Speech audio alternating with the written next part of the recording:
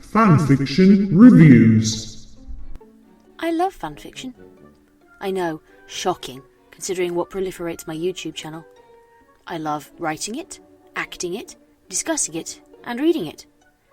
Because of my job, however, I often don't have time to actually sit down and read, well, much of anything these days, fics or published books. I try to make time whenever I can, but life often grabs me in a chokehold and holds me until the kicking stops. For that reason, audiobooks have been a boon for me for many years. I like nothing better than to load one up on my MP3 player, jam in an earphone, and listen as I walk the dog. So when I discovered fanfic readers on YouTube, it was like someone had been listening to my internal monologue and provided me with a way to enjoy fanfiction the same way I could enjoy my beloved books. Joy, rapture, pleasure without measure. I could run around fields, climb hills, and jog along the canal, all without missing out on fanfiction anymore. Actually, I can stagger around fields yelling for the dog to stop eating horse dung, chase her up the hills after being knackered by all the running, and totter back along the canal to my house, where I collapse while she takes a quick kip and then is ready to go again. Please don't switch off.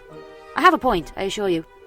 I'm set in a frame of reference again, since I first discovered this particular fanfic as an audiobook, and that plays a vital role in how I accessed it versus how it's supposed to be experienced.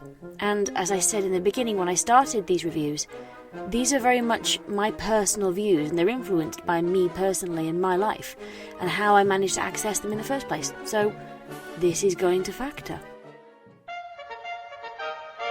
The Fifth. White Box by Chromosome. Summary. My name is Canvas. I remember because I wrote it in the corner of the white box. It takes 12 steps to get from the cot to the wall, and the light hurts my eyes. My thoughts. As I said, I first encountered this fic as a podcast read by Biscayne, otherwise known as Pilot Pegasi on YouTube. His vocals are the kind I long for in amateur productions. His microphone is clear, he doesn't stumble, and he invokes emotion in the words he reads. Yay! Thought I. Intriguing fic married to excellent reading equals happy scribbler. The apparent premise of White Box, I'll get to what I mean by apparent in a minute, is a simple one that has been done many times in fiction, but was intriguing enough that my dog got an extra hour's walk so that I could finish listening to it all. Without being too spoilery, it is set in what appears to be a penitentiary the reader is never told much about, since the story is told in first person from Canvas's perspective. At first, I thought it was a mental institution, or perhaps a prison for insane prisoners, which should give you some indication of the type of living arrangements we find there. This is certainly not the Ritz.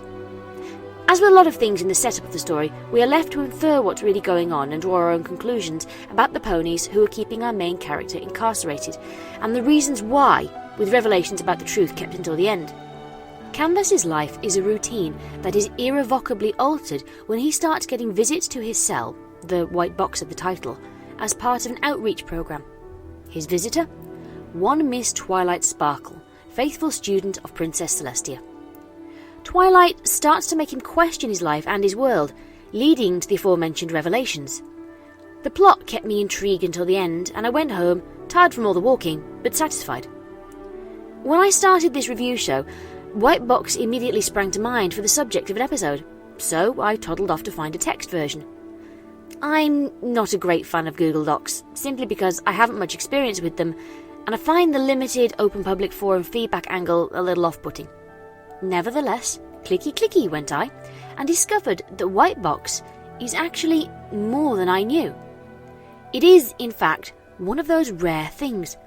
A story that takes the essence of its medium, the written word, and does something inventive with it. While I had heard the story and knew the plot, I found I had not experienced it in the way the author intended, and that sometimes plot is not the most important thing. The Good. White Box employs several tropes and motifs throughout its narrative, all underpinning a central theme. While the story centres around Canvas's struggles to remember who he is and how Twilight features in the retrieval of his identity, at heart it is a story about the power of art and creativity. For that reason, the way it is presented is ingenious and only became more so to me as I wrote this review and had to try and explain what about it is so nifty. The text is white against a black background for the majority of the narrative, yet as Twilight slowly reintroduces colour into Canvas's world, the text, too, starts to appear in different colours. This might just have been a pretty stylistic choice, except that as Canvas's character grows and evolves, so does the use of this coloured text. It starts out as simply colouring the word purple in purple when Twilight puts their forelegs beside each other, trying to explain to Canvas in a way he can understand about how and why her fur is different than his. Canvas's way of thinking disallows him to accept what are, to him, radically new concepts, and the sudden speckle of colour on the page of white text against a black background is like the first pinprick of realisation in his mind, a crack in a shell to reveal a minuscule bit of the world beyond what he thought were the immovable boundaries of his world. The coloured text then evolves into a more symbolic means of showing his struggles to remember his identity before the white box. The way the author, Chromosome, describes Canvas's opinions on each new colour could come off as clunky and a little too in love with the thesaurus at times, yet this is offset because of the look of the fic on the screen.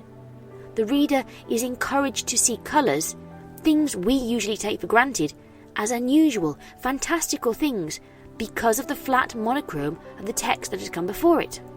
They are a break from the norm that we have come to expect after a few thousand words of monotone formatting. Colour becomes a novelty for us as readers just as much as it is for Canvas as a character.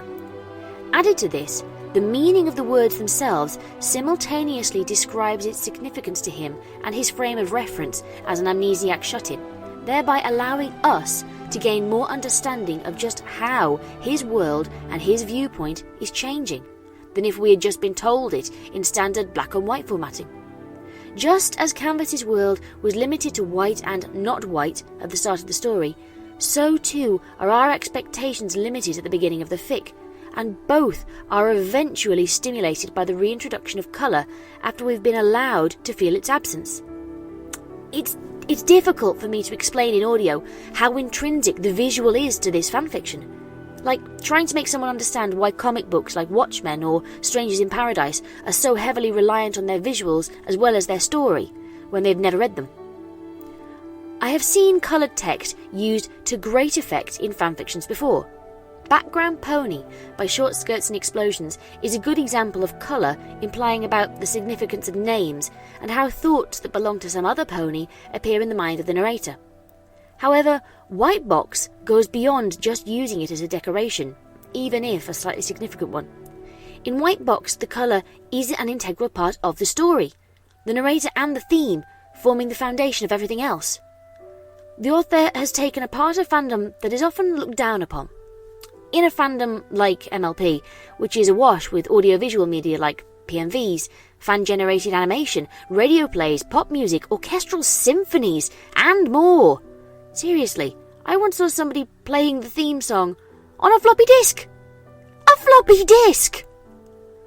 In a fandom like that, fanfiction often comes in like the last horse on the racetrack, with a gammy leg and so many years on the clock the punters are wondering why it's even still running anymore. People like me, who are too busy to sit down and read a lot of the time, rely on audiobooks and other visual and audio media in order to feel like a part of fandom at all. Others simply prefer having fic read to them, which is fine. I'm not being the least bit judgmental on that score. I make audiobooks for fanfictions, so it'd be bloody hypocritical of me to then decry people for listening to them instead of sitting down and reading something. What I'm saying, however, is that fanfiction was one of the earliest forms of fandom, right back in the 60s with fanzines, and it came from an era before YouTube, before Skype, and before most people could even own a microphone that didn't make their voice sound like you were listening to them while sticking your head in the tumble dryer and turning it on. In the morass of newer, shinier, more interactive expressions of fanish creativity, fanfiction has been around for so long and has such stigma and expectation surrounding it that it is almost certainly not the front-runner in the fight to claim people's attention spans. Fanfiction can do nothing more than it has always done. Tell stories about existing characters and/or their world and its diegesis. Whether it be some epic, tale of ponies in a far-flung future fighting against futuristic fiascos, or a story about Discord impregnating Fluttershy with spider babies, fanfiction is still fanfiction. So, to say that White Box subverts those expectations and that stigma is significant. This fanfic does something I would never have expected after all the years I have been reading fanfiction. It surprised me. Not on a storytelling level, which I'll get into in a second, but on an artistic level. Because that's what this is. It's a story about art and the power of art that turns the tired old format of fanfiction into art. It's a symbiotic relationship between character, narrative, visuals, and reader. Everything feeds into each other in a way that becomes so much lesser when you take one of them away. Like when I did, when I just heard about it instead of seeing it. The bad. I have wittered long and hard about the visuals of this story, but the fact remains that I first encountered it in audio, and so, as much as I love the visuals and all they represent, the plot is what got me in the first place. Without giving away spoilers, Canvas's backstory is a little underdeveloped, so that the payoff of the revelations at the end felt slightly flat to me. That is not to say that it's bad. It's still a cut above most fanfictions you will find. It's just that I was expecting a little bit more after all the build-up. Anyone who's heard my previous review will know that I have issues with underdeveloped OCs, which would seem to prejudice me against Canvas, as he is not only an own character, but we get the story from his point of view, and while Twilight does feature, this is still very much his story. Generally, I don't read fanfictions for own characters, I read them for the characters I fell in love with. Yet, the development of his past doesn't detract too much from the overall effect of the fic, because Canvas is his art when you get right down to it. It defines him and he defines it, which the ending proves in a rather chilling way. The other thing I would mention in this portion of the review is it can't really be explained in great amounts of detail because it's a major spoiler.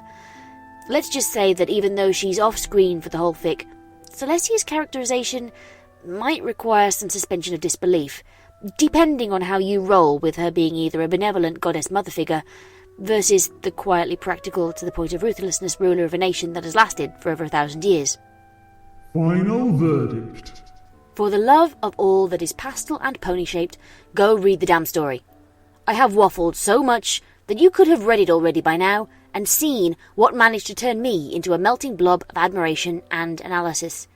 So, turn me off. Seriously, bugger off and read the thing already. Go become blobs yourself while I pull myself back together.